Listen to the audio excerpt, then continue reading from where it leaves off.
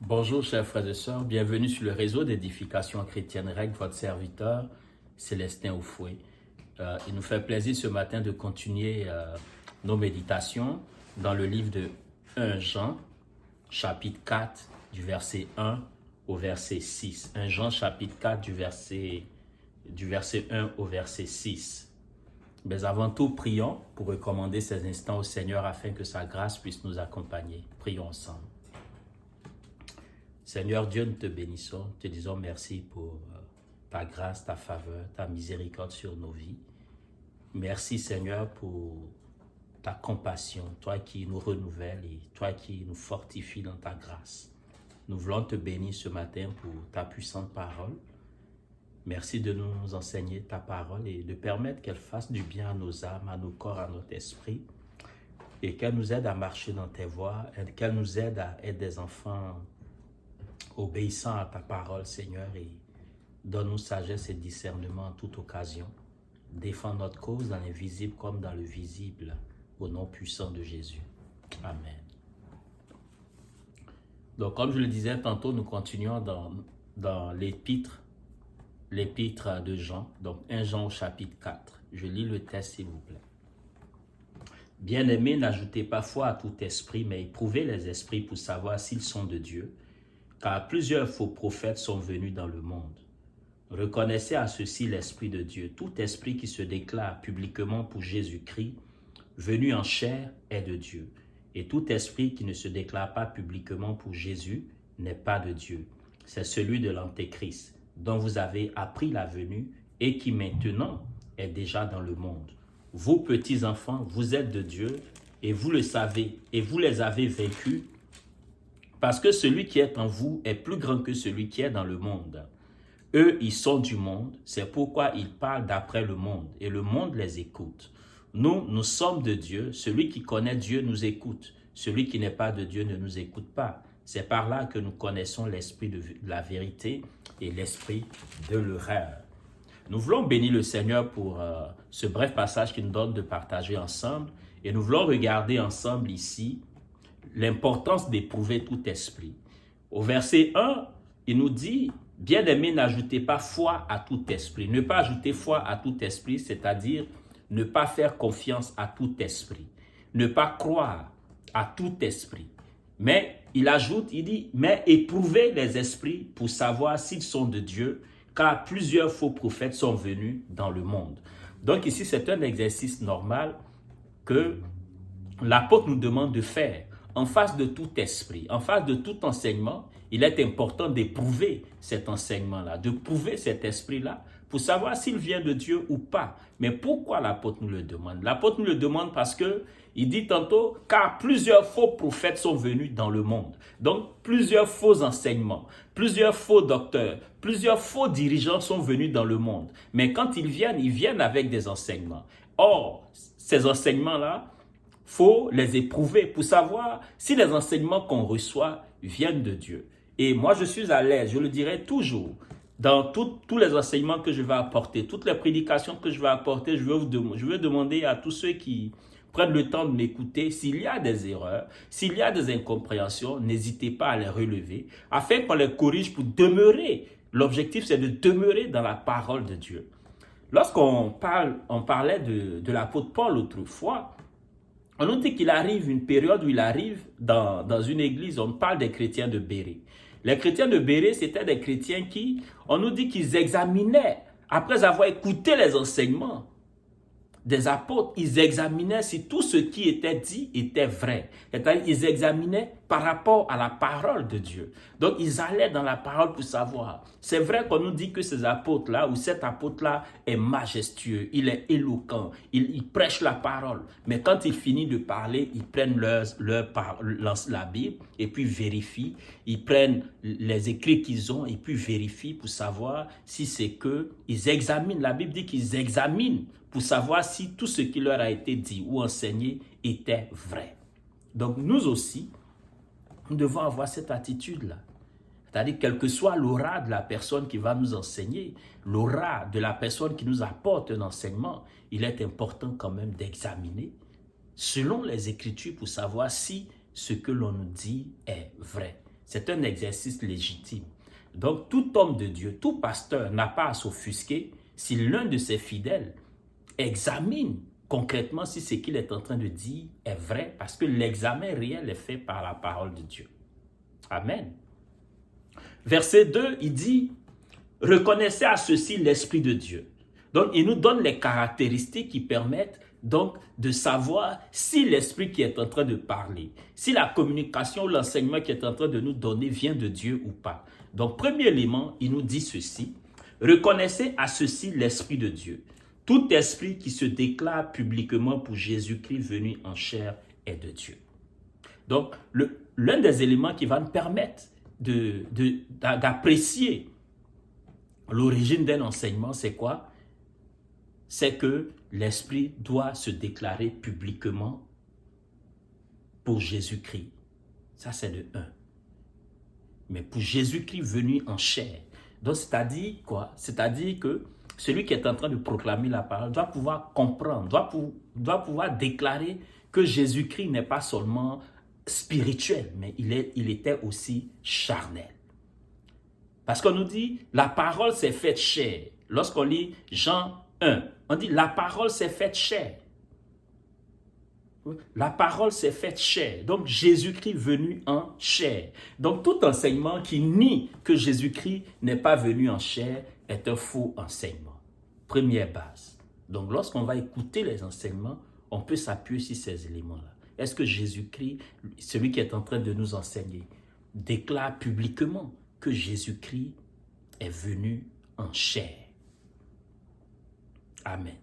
Il continue pour dire, donc, et tout esprit qui ne se déclare pas publiquement pour Jésus n'est pas de Dieu. Donc, on nous parle de la confession publique, de la déclaration publique. Donc, tout esprit qui n'est pas capable de déclarer publiquement qu'il appartient à Jésus-Christ n'est pas de Dieu. Donc, lorsqu'on le déclare publiquement, on est de Dieu. On a confiance qu'on est de Dieu. Mais lorsqu'on a peur, ou je dirais même pas peur, lorsqu'on nie que Jésus-Christ est venu publiquement, lorsqu'on n'est pas capable de le déclarer publiquement, c'est qu'il y a un doute sur l'origine de notre foi, sur l'origine de nos enseignements. Donc, il nous donne 2 éléments.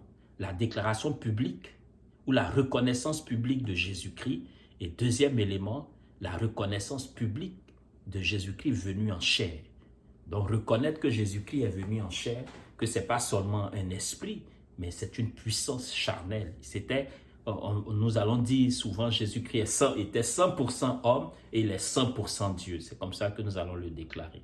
Donc, pour celui qui n'est pas capable de déclarer que Jésus-Christ était homme, cet esprit ne vient pas de Dieu. L'enseignement qu'il donne ne vient pas de Dieu.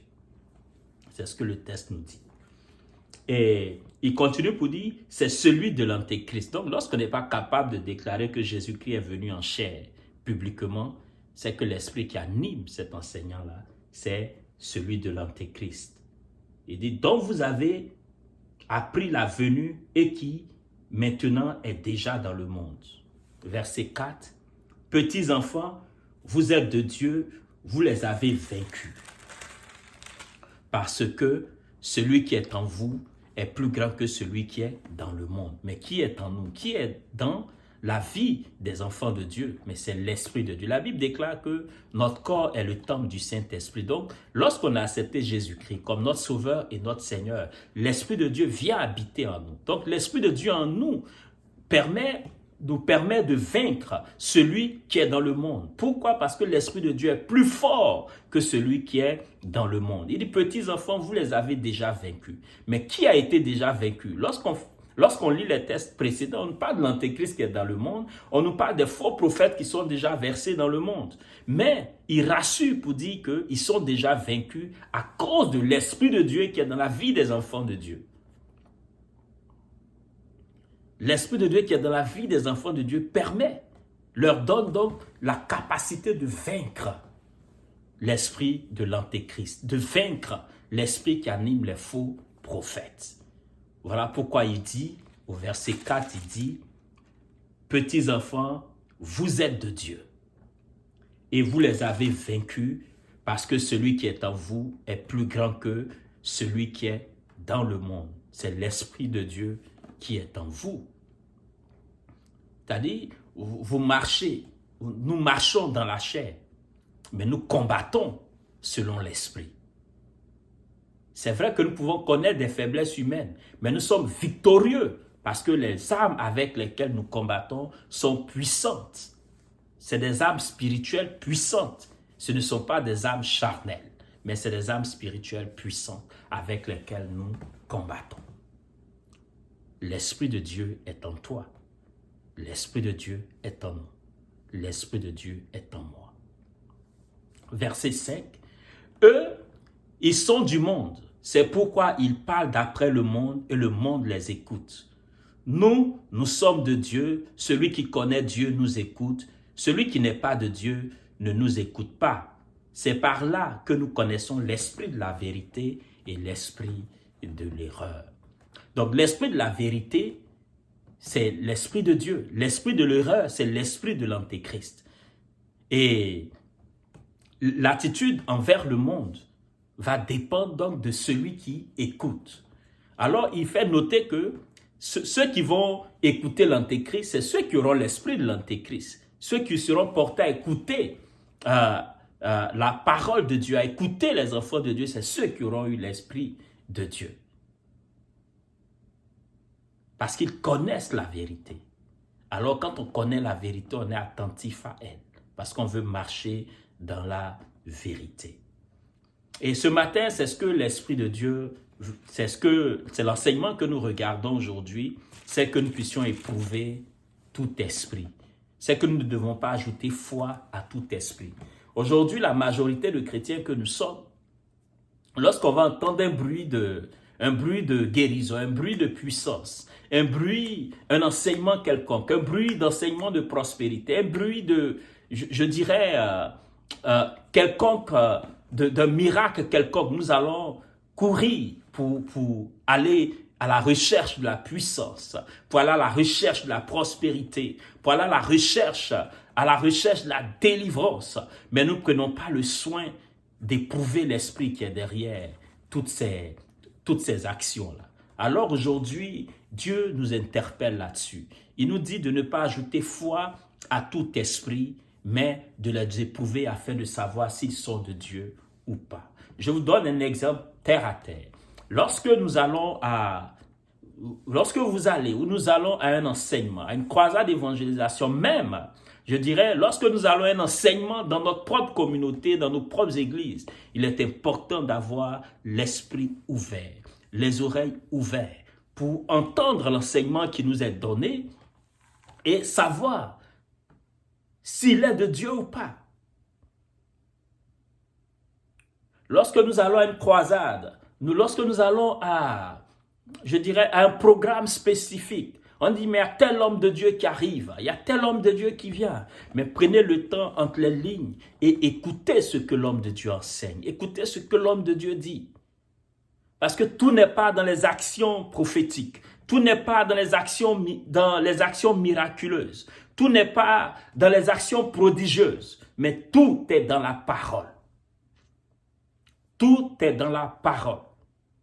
Et je veux le dire encore, tout est dans la parole. Et ce matin, je veux bénir nos vies, je veux bénir la vie de chacun et prier que le Seigneur nous donne un esprit de discernement. Priez que le Seigneur nous permette d'avoir un esprit de discernement. Demandez au Seigneur de nous donner la force, d'avoir confiance en lui et confiance en sa parole, de nous donner un esprit qui sait écouter, de nous donner de la sagesse. Demandons au Seigneur de nous aider à nous approcher de lui. Parce que quand on s'approche de Dieu, il ouvre notre esprit. Donc je vais donner les points de prière et nous allons prier. Donc le premier point de prière, comme je l'ai dit, demandez au Seigneur de nous donner le discernement.